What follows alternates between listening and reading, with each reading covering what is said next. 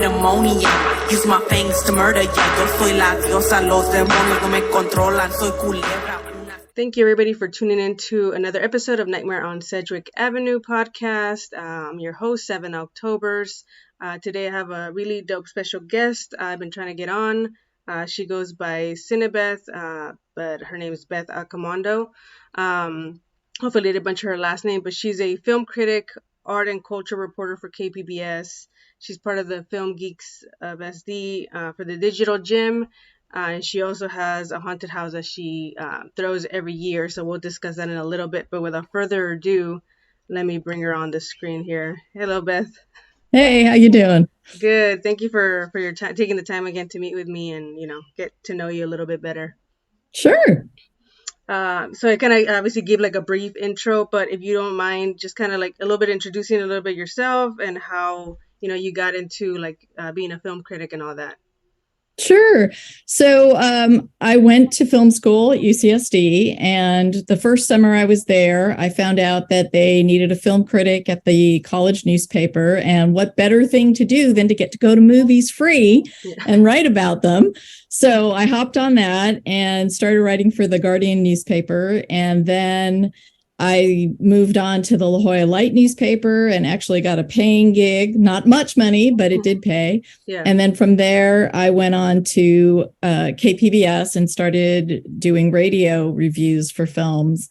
And so that's how I ended up getting into public radio, which has been great. It's given me opportunities to review films, interview amazing people, start a podcast, my Cinema Junkie podcast. Yeah. And all of this basically stems from the fact that my dad loved movies. And so he took me to movies from the time I was little, traumatized me with quite a few of them. But basically, I fell in love with movies because of him and with monsters like King Kong and the Creature from the Black Lagoon and things like that. So he's the one who gave me my love for film. Okay. And so that's how I got into that. And then I've always kind of embraced horror and enjoyed the darkness. I remember when I was little, I used to sit in the corner by my dad's office, and he had a 26-volume crime encyclopedia that I would just pore over because somewhere in my young brain, I thought that if I could see like the scariest things, I would somehow be better prepared for the real world and anything scary in it. So that's pretty cool. What was the first film do you think that like kind of grew your love for film, you think? I think the one that made me fall in love with movies was probably a combination of King Kong and Adventures of Robin Hood. So King Kong was, I fell in love with the monster. I don't cry often at movies, but I will cry every time I see King Kong die. Yeah. And then my dad took us to see The Adventures of Robin Hood at this theater that was called the Cinema Leo on Garnett. And this would have probably been in the 70s. And you would lie down and watch the movies. And the screen went from like floor to ceiling and side to side. And they only showed old movies. And up until that point, now I'm old. So it's like pre VHS and DVD. And so the only way you could see a movie was, in some sort of a screening venue. Yeah. And so that was like my first introduction to a lot of films outside of watching them on television. And I just remember Adventures of Robin Hood and falling in love with Errol Flynn and just thinking like that was the most magical, adventuresome movie I had seen. Yeah. And of course the Marx Brothers too. That's, That's pretty cool. I feel like I wish we had that like old school theaters, kind of like we had the one, I think it was Ken Cinema or whatever, the one that's in Adams. Like I missed that. Yeah, we all do. And then I did mention that you're part of like the Film Geeks SD. How did that come about? And like, if you want to kind of talk a little bit of what it is for those who might not know. Sure. So my friend and I, Miguel Rodriguez, used to run Horrible Imagining, or still runs Horrible Imaginings Film Festival. And we went to the TCM Film Festival. And we so enjoyed that experience of watching movies we loved on a big screen. And it wasn't, TCM shows old movies. So there's no surprise in the sense of it's not a known quantity. You go to a film festival where it's all new films and they could all be terrible.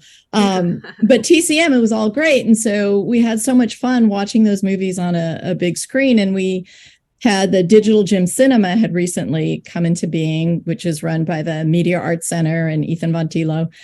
And we thought like, hey, could we program movies here and just like anything we wanted? And so our first year we did I think it was 41 or no, 30.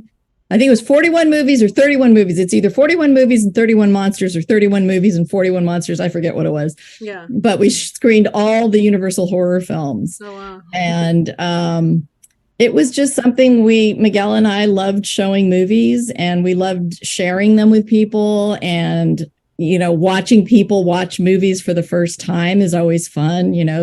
We had one of our friends used to bring his son to the Universal horror films, and it was the first time he was seeing Frankenstein and the Creature from the Black Lagoon and the Wolfman. And so it was fun to watch that kind of happen. And then the thing that I love to do is create like themed food and like party favors to go with all the screenings. So, I was thinking of what could I serve with each of those Universal horror movies to make that a more fun experience for people to come see. So that's how Film Geeks started, was just this sense of we want to share movies with people and expose them to films that maybe they wouldn't be seeing otherwise. So we do, pandemic threw everything into a frenzy, but up until then we were doing a year-long film series every year at Digital Gym Cinema.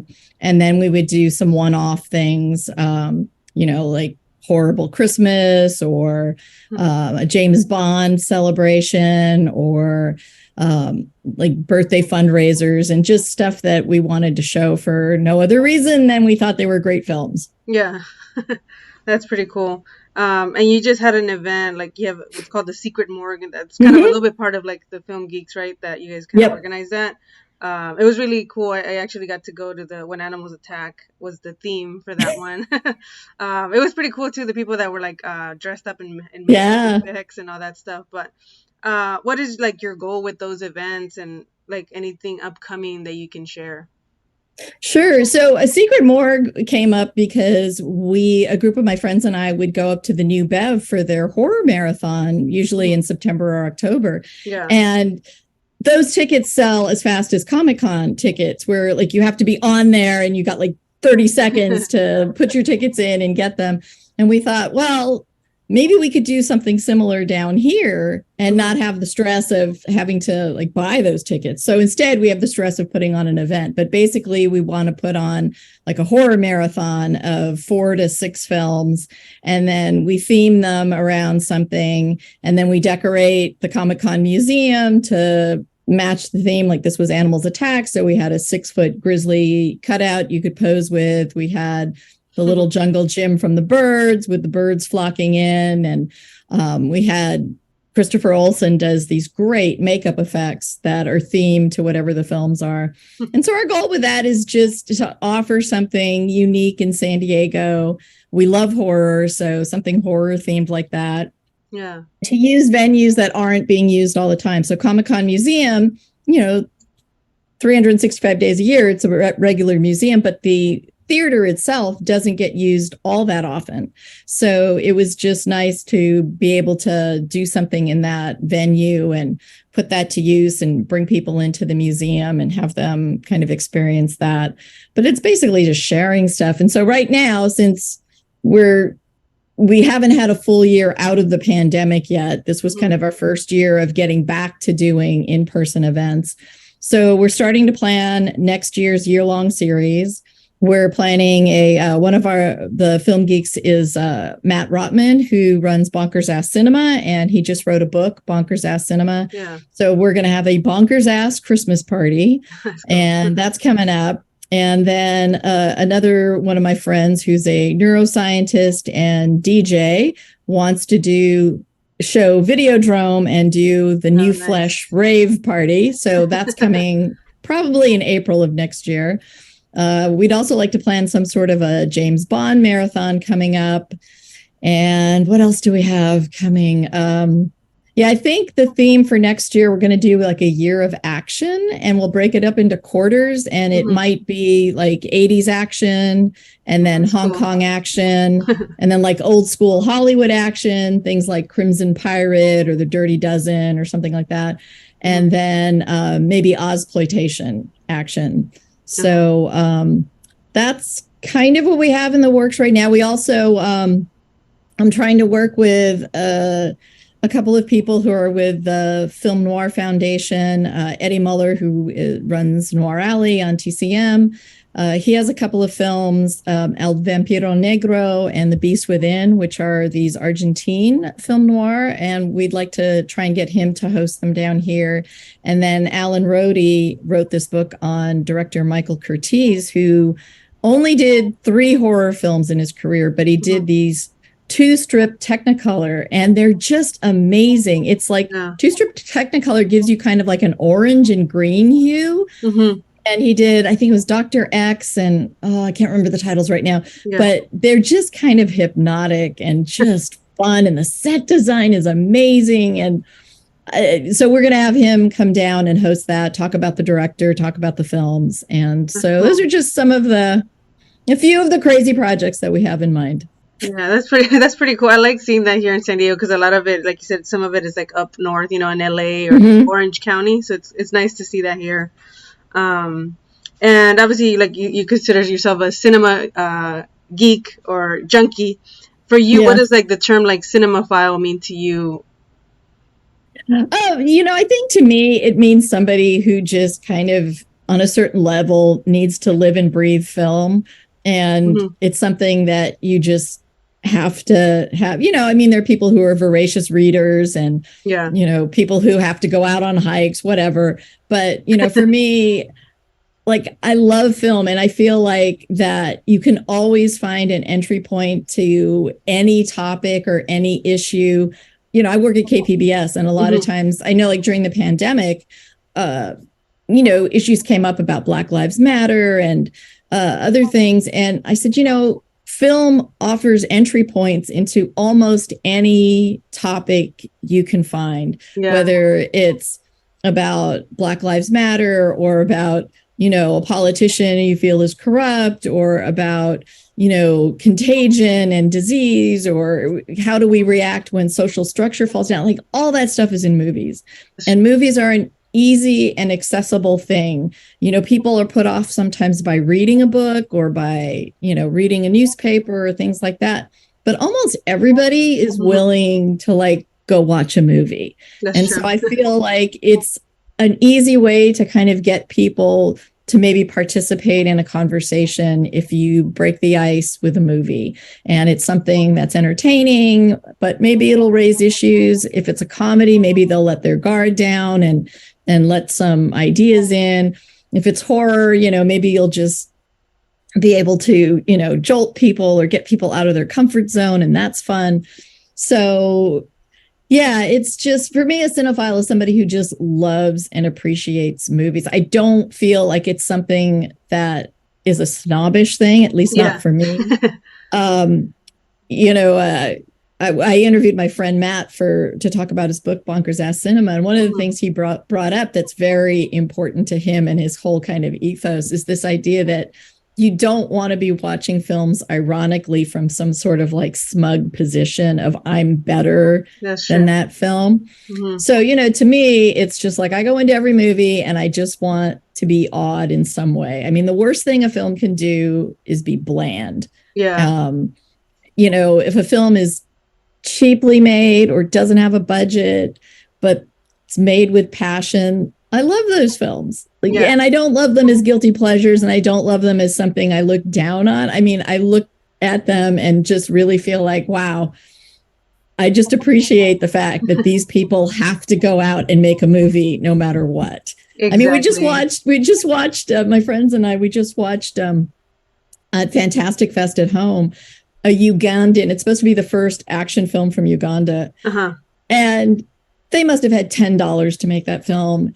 And the CGI is terrible. And the opening scene of the film, they show this horrible CGI. And then they show like a green screen painted on some village hut or something that they were shooting at.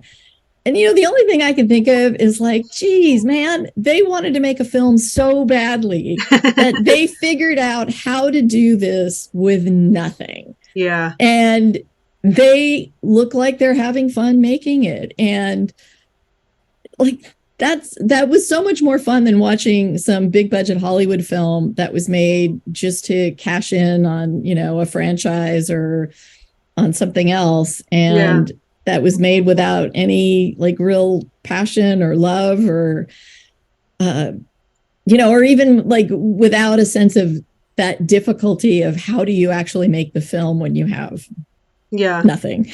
No, I agree. Like, because I was thinking about that the other day too, like, where it's like, it's so harsh nowadays. I mean, I don't know if it's maybe nowadays because social media and everything, but like people are quick to like talk bad about a movie. And I had the same thought. I'm like, well, at least these people took the time to go and do this movie. Not everybody is able to do that. What are your thoughts on that? Like on people like, jumping the gun and like judging a movie, like even if it just literally, they just saw it like an hour ago.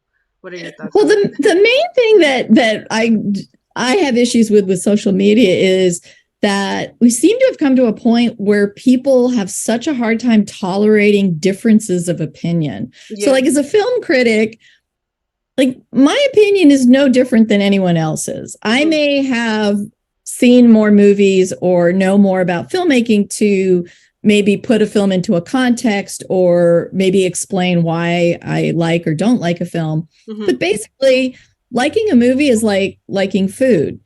I will never eat pineapple on pizza. You can tell me all you want how good it tastes to you or like what the nutritional value is. But bottom line is my taste buds just don't like it. Yeah. And I can't tell you you're right or you're wrong for liking or not liking, pineapple on pizza. Yeah. So the thing that I have a hard time with is different opinions are fun. Like it's fun to not necessarily agree on a film, but to discuss it without necessarily calling the other person an idiot. Yeah. Or without feeling like the other person's opinion somehow negates your own. That's true. I mean, I have a supreme dislike for Forrest Gump.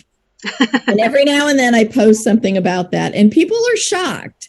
They go like, how can you hate Forrest Gump? Millions of people love it. It won Oscars. Like, and I go like, it doesn't matter. I just don't like it. And then they go like, well, and they want, like, they insist you have to like it because millions of people like it. Or you, like, if you don't like it, then you're saying I have bad taste. And it's like, no, I'm just saying I don't like this film. Yeah. We can discuss it. Like, you can try to change my opinion, but I'll counter with like, if you tell me whatever, Tom Hanks is a great actor, and I'll tell you, well, you know what, for me, it's like he's trying so hard to be ingratiating that it turns me off. And the film is like, so, I mean, I don't mind having a discussion about it, but this idea that I'll never read another one of your reviews because how can you possibly hate that film? Or, you're the worst. You're an idiot if you. Yeah. That's not grounds for discussion. So that's the part of social media that I dislike. Like if you want to come out of a movie and bash it right away, that's fine. But like have a reason for it. Don't just say, oh, that's a piece of shit. Say like, hey, this film is loaded with tropes, or like there was nothing fresh or original in it, or this was great, or this was, the script sucked, but man, that actor nailed it, or whatever. But talk about the film. Like that's what I want to hear is like talk about the film and not about criticizing the people who like it for being stupid or just. Like, I know that sometimes I'm expected because I'm a female critic, I was told, I remember when the female Ghostbusters came out, they go, you have to like that film. And I said, why? And they go, well, women made it and it's all women characters. And I said, but it's really bad. Like, I'm sorry, I'm not going to just like it because, and so I that kind of stuff is annoying too. Like, I don't want to have to be pre-sold a film as like, well, you have to like this because you're Asian and you got to like Crazy Rich Asians because it made a lot of money. And yeah, it's like, I was like, no, I mean, as an Asian, I'm embarrassed that we had to make a dumb rom-com. Like, like, don't do this to me. So, yeah, I mean, that's the thing about like social media that bothers me. I mean, everybody's entitled to their opinion, but we shouldn't be bashing other people or canceling other people or, saying boycott that film because it's not exactly the kind of film I like or whatever. But yeah, I agree. Yeah, and I think somebody said that it's like because I have like this horror like group that I join like on Facebook, and people talk about movies, and then obviously people agree, disagree on the movie. And one of the persons like, I think it's so funny how people are pissed or mad that someone doesn't like a movie. Like if they didn't like it, just that's not their taste, So yeah, I completely agree with that. And what made you like fall in love with like the horror genre specifically? I know you mentioned King Kong, but what do you love about that genre? I think I like it because on a certain level, it's sort of subversive. It's always been a little bit disrespected. People always talk about directors who are in horror as like, oh, they did horror and then they moved on, or, there's a certain condescension that comes with it. But I think they're films that tend to break rules and tend to push boundaries. And, there's bad horror films too, but I think at their best, that's what they do. They tend to be kind of rebellious, kind of subversive, kind of pushing us out of our comfort zone. And like I said, I mean, one of the things about horror that I love is that it's that sense that you want to kind of confront your fears and confront the darkness. Yeah. And, on a certain level, your brain knows that you're in a safe environment. You're in a movie theater, a darkened theater with a bunch of strangers, and you're watching something scary, and you may jump or it may scare you, but deep down, that, you're in a safe spot. And so the ability to kind of go someplace dark without really having to do it in a dangerous way. Yeah. I mean, I went to an extreme haunt and I got the sissy tour, but like there were points where I'm going like, I hope my cameraman got the license plate of this car because I'm just not quite sure what this guy's going to do. But yeah, I think it's confronting that darkness and just, as a kid, I got scared at movies when I was little. I mean, my parents took me to some films that were really inappropriate. I remember seeing Terrence Stamp in this film called The Collector, where he would kidnap women and lock them up in this room and they would die sometimes. And then you just go back out on the street and get another one. And there's no punishment, no sense of justice. So for a 6-year-old, that's a scary world, And so that gave me nightmares. And so I think part of me was like, I don't want to be that scared again. So I'm going to try and watch stuff that's scary to get tougher or to figure out like what it is that scares me so that maybe I won't get scared. Yeah. So yeah, it's kind of, it's a little bit of a chip on the shoulder, kind of like, oh, you scared me. Well, I'm going to see if I can toughen up and watch more of those. And what do you think, like for you, what does like fear mean to you, and why do you think we enjoy being scared? Like for those that love horror films. I mean, I do think you get that kind of adrenaline rush, and again, it's that adrenaline rush within a sort of safe environment. For those of us who don't want to go bungee jumping or don't want to skydive and get adrenaline rushes that way. You can go to a movie and have a fun scare with that. And sometimes, it's more than fun. Sometimes, it disturbs you in a way. Yeah, it's just, it's hard to explain what that is, that like how it functions on your brain to make you kind of enjoy that. And, there are people who can't do it. They really can't go see a horror film. It really disturbs them deeply. To a point that, they don't enjoy it. But I enjoy the craft of it too. and the different ways, the different kind of subgenres you get in horror. I mean, we recently just screened this Danish film, Speak No Evil. And I fell in love with it because it was so well crafted. I mean, there's nothing really horrific until the end, and yet you are so on edge through the whole movie because he's created this world that's just so uncomfortable. And it's about, part of what I tap into in it too is that part of what terrified him is just interaction with people. And so I'm sort of an antisocial misanthrope, and like interacting with people on a daily basis is sort of terrifying. And there's nothing scarier than like your boss saying like, how was your weekend? And it's like, oh shit, I have to talk to them. And they don't actually want to know what my weekend was like. They're just doing that as chit chat. So like I tapped into, which was my dog. So I tapped into that. I mean, personally for me, like, it's rare for a film to scare me these days because I've just seen so many movies. But I will say that the thing I find most terrifying is anything that relates to a loss of identity. So one of the reasons why I kind of like zombie films is, zombies kind of to me represent Alzheimer's or dementia, which is the most terrifying thing I can think of in the real world.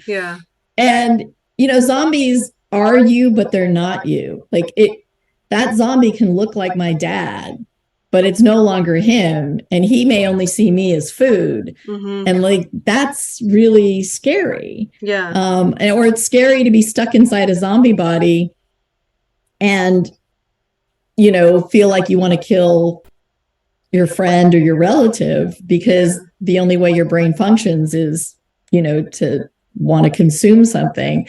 And that extends to like there's films like Polanski's The Tenant where somebody goes into an apartment and slowly their personality is taken over by the person who died there. There's a really good Denzel Washington film, Fallen, where there's like a demon that jumps from bodies and makes people do like horrific things and then leaves. So again, it's like you have no control and you've done something horrible. You've killed your family. And you don't remember doing it or why. And so those kind of films are the ones that tend to like really unnerve me. The gore fest or jump scares and things like that don't tend to, I might jump in the theater or something, but they're not films that really, but those kind of movies, like they can have like a lasting kind of creepy imprint. No, I agree. I like same here. Like I think for me, I never even thought about that of like loss of identity. But for me, lately, it's been like movies that relate to like real life that can happen to you. So like Hereditary. I know some people have like their own opinions on that movie, but for me, the unsettling part was like the fact that you never really finish knowing a person, even someone that's related to you. So that kind of stuck with me. Like I think it was like unsettling, and then. I don't know if you've seen, it's like a foreign film. I think it's, I forgot, I think it's Norwegian, The Innocents. No, I've not seen that yet. Okay, it's really good. It's about these kids that have like kind of like superpowers, but I never thought about it like these kids that have trauma and deal with like all these things as kids and having that power, like what can happen, it can go wrong. And then as a kid, you're super emotional. So I thought it was like a really good film too. Like same thing, like something that can happen. Like what if your kid got these superpowers and they got mad at you, so it's like, well, what's gonna happen there, so stuff like that is pretty interesting to me now. And for you, what's like your greatest fear, and do you think you will ever overcome it, or have you overcome it? I think my greatest fear is like that I'm gonna get Alzheimer's. It's just like, you forget a word or something and you go like, oh shit, it's pre-Alzheimer's. And I'm a senior citizen now, so it's a real thing. You start thinking about these things. So that I find genuinely scary. And that's a real world thing. And it's something you really have no control over. And so, there's other things that are scary. Like, I don't really like climbing up to heights or, hanging off of buildings or anything like that. But, those are things that you can choose to avoid for the most part. But health issues, too, like, things that deal with infection and like the film Contagion and, stuff like that. Like those are kind of real world fears that I'm not sure you ever really get over. You can kind of like mitigate them, and try to deal with them. But, I think they always kind of lurk. Yeah. I mean, like the irony of like, having Alzheimer's is you don't even know you have it, right? So I guess like that's like the irony of it.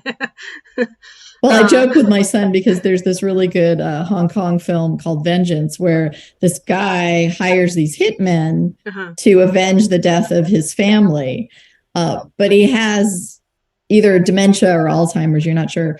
And he starts to forget why he hired them. And then it brings up this moral dilemma for the hitmen. Like, we've taken his money, but do we actually have to execute this really difficult hit against this person who's dangerous if the guy doesn't even remember? And so, they feel honor bound to do it. But at one point, he completely has gone off the deep end. He doesn't know who he is or anything. Yeah. And they leave him at a cafe, like on the French Riviera or something with this nice woman.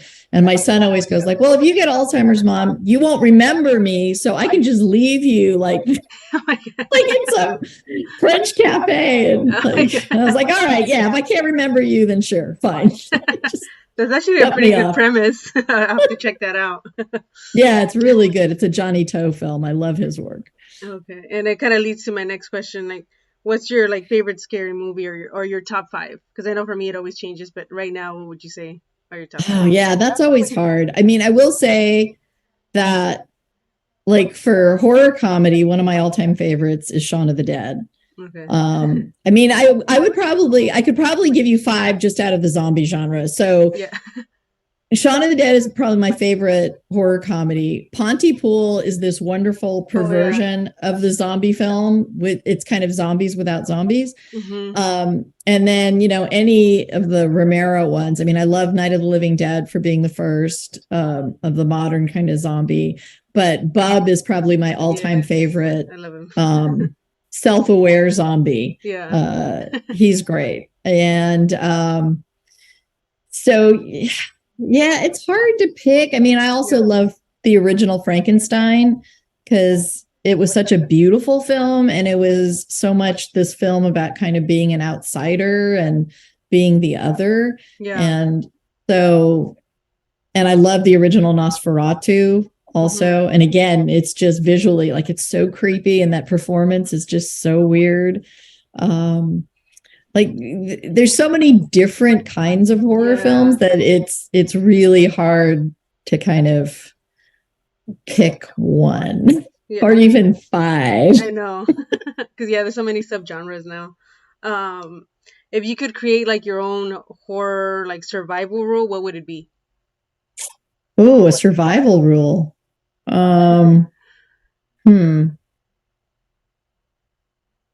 That's tough. I mean, I do appreciate like Zombieland Double Tap. That's always a good one. Whenever you go to a horror film and they like shoot somebody or knock someone down, it's always like, God, make sure that they're really dead. Don't just assume. If it was more humorous, I would say always make sure you bring chocolate wherever you go. I think that's kind of like horrible things can happen. But man, if you have a good supply of chocolate, it can mitigate a lot of things. Surround yourself with good friends who will be like don't bring any weak ones along. You have a good team in case the worst hits. That's true. And how do you feel about the horror genre like right now in this era? Like, what do you think about it? I mean, I think we're getting some amazing stuff. Like I said, Speak No Evil just came out this year. I think it's fabulous. It may not be everybody's cup of tea. It's, kind of a slow burn film. What I used to appreciate about the horror genre is that a lot of times you got social commentary as kind of this subversive subtext to it. And now it feels like that kind of social awareness has been pushed to the forefront of the film and makes it far less interesting to me. If you put the message out in front, then there's not any artistry to it. It's, like there was the old joke that Sam Goldwyn used to say, if you want to send a message, use Western Union. And it's like, yeah, if you want to tell people. So I'm a little sad that like they're hitting the nail too much on the head sometimes in the horror films. Like, don't give me a film about some sort of social message as the foreground. One of the things that made Night of the Living Dead so great is it was a zombie film. Yeah. We got other messages out of it, but people didn't initially go to see it and go like, oh, wow, it's a really interesting statement about racism and class. And, people went and go like, oh my God, did you see that horror movie? It was insane. Yeah. So I'm kind of sad that some of that, like I feel like they're trying to elevate horror to this level of art, which I think it had already, but to make it this kind of overt discussion. And I hate like films that are called elevated horror. Like, what does that mean? I'm sorry. It's like either it's good or it's bad. Yeah. I don't like buy into that elevated horror kind of idea, but, and the other thing is the kind of, I'm probably in the minority, but I'm somebody who never really liked Scream. And one of the reasons I never liked Scream is I felt like it was too much of this wink, wink, nudge, nudge. We're so clever that we can make fun of all these horror tropes and genres. And like, I felt it was really mocking the horror genre in a way that kind of ruined it for a while, because there were so many films that were kind of afraid to really scare you. So they would do something kind of scary and then make it like a joke, because it's like, oh, well, in case we didn't scare you, we didn't really mean to scare you. We were just playing off of this trope about what happens when, you do this.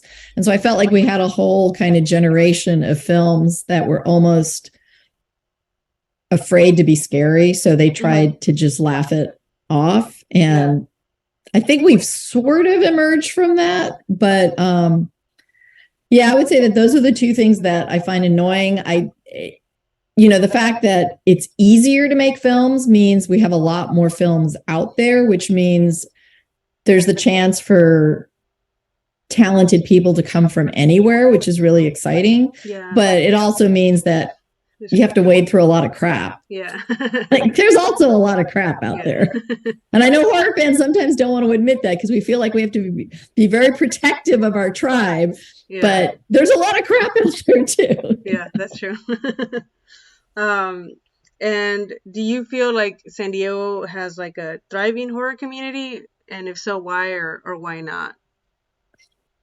I wouldn't say we have like a thriving community in the sense that it's large and easily accessible. I think we have a lot of people who are very dedicated to the horror genre who exist in sort of pockets. And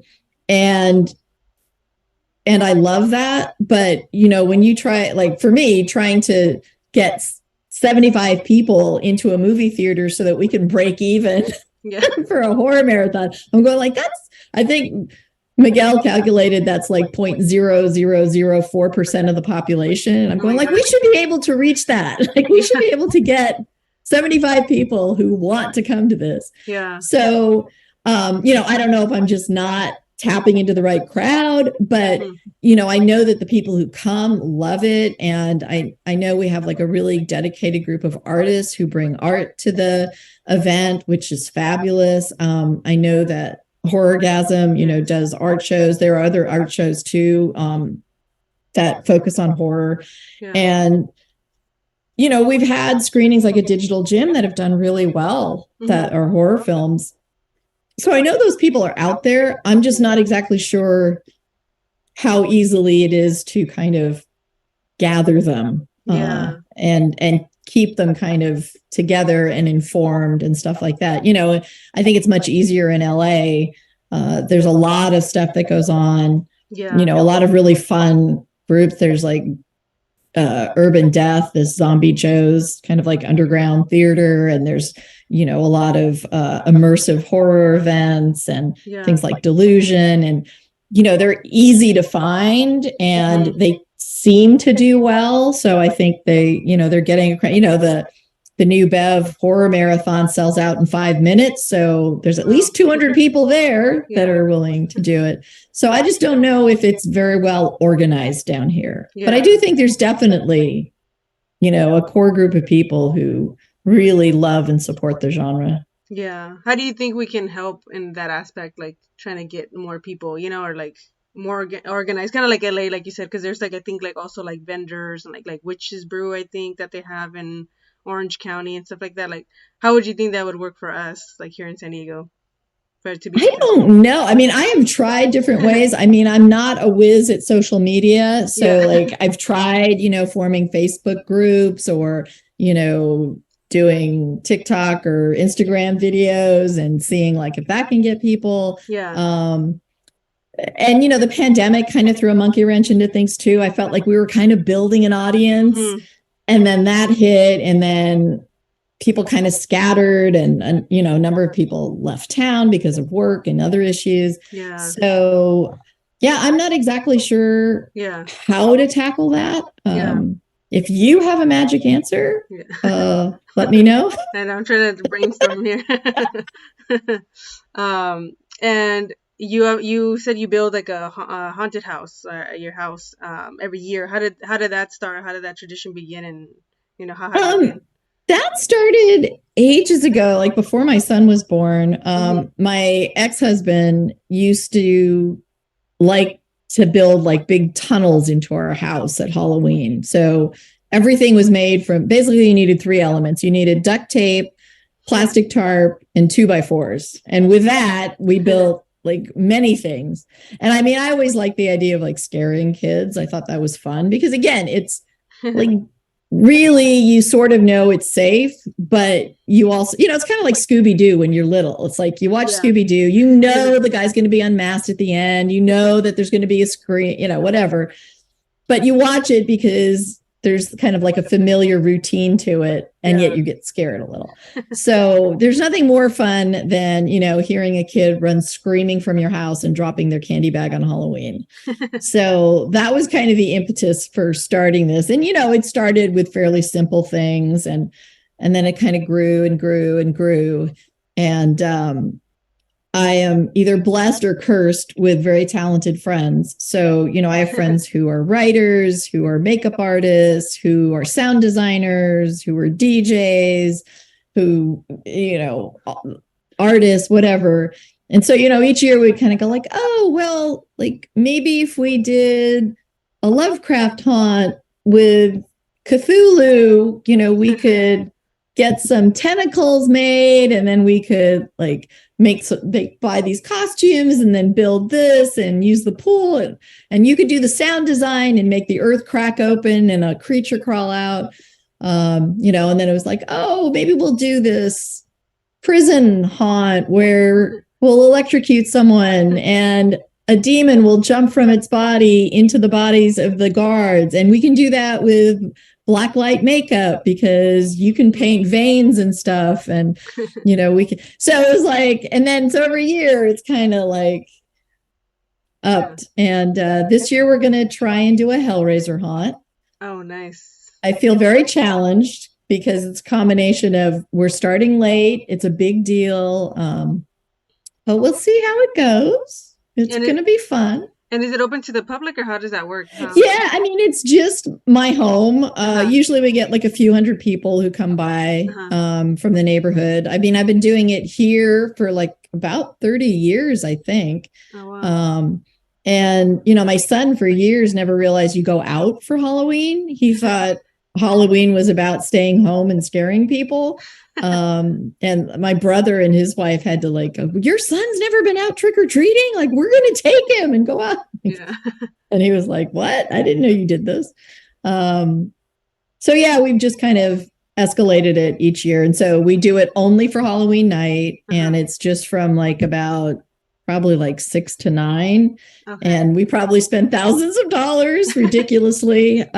We make like costumes and props and masks and things like that. And it's just, I mean, I dread anybody ever like really finding out where it is and posting it somewhere. But, if it's just like neighborhood, because we have full-size Snicker bars too. So like I kind of have a limit of usually about like 400 or so. Yeah.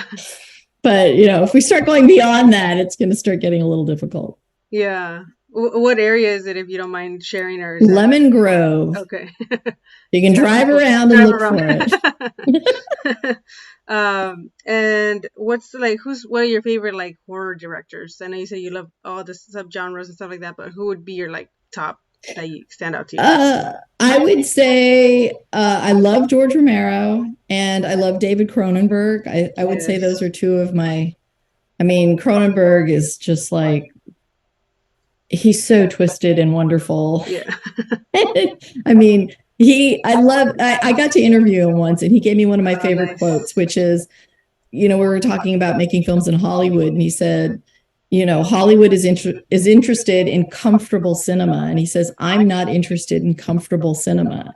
And I just appreciate that. Like, that's why I love him. Like, I don't go into his films feeling like I'm going to come out feeling warm and fuzzy. Yeah. But I'm going to come out like with this possible really crazy catharsis of going somewhere really dark and disturbing and coming out the other end. Yeah. Yeah, I love him too. Like, did you watch his latest one, Crimes of the Future? Oh my God, that was like fabulous. Yeah, great film. Obviously, some people were like, I think a lot of his films are like underrated just because of the people like you said, it leaves like unsettling, just like a weird, it's like body horror, so it's not for everyone, but I enjoyed that film. And for you, what do you prefer? Do you prefer like remakes, originals? Like, what's your take on that? I just want to see a film that feels innovative in some way. So, I always point to John Carpenter's The Thing as a great remake. And what makes it great is that he had a reason to remake it. That film was made in the 40s. It was colored by the politics of that particular time. And in the 80s, Carpenter goes like, we have Reagan. We're paranoid. We don't trust anyone. That's going to give a different flavor to that particular horror. Yeah. And so I feel like if you're going to remake something, you just better have a good reason for doing it. And so long as you do, then that'll be fine. And so I just want to go see a film that surprises me in some way. And it can either be, it takes the familiar and delivers it with like such style that you're awed, or it takes the familiar and twists it to the point that you can't even recognize it. And, you're surprised.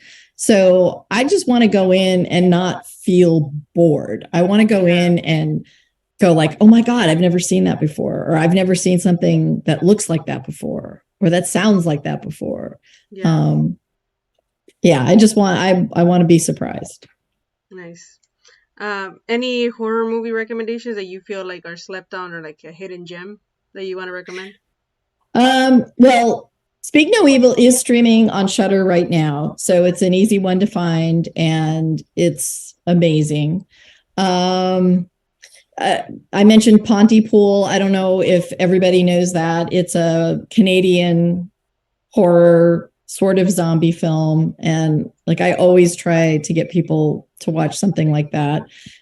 Crimes of the Future, which just recently came out, is another one that I would say, please make sure you see. And another film that we screened at Digital Gem was Mad God, which is Phil Tippett's stop motion animation film.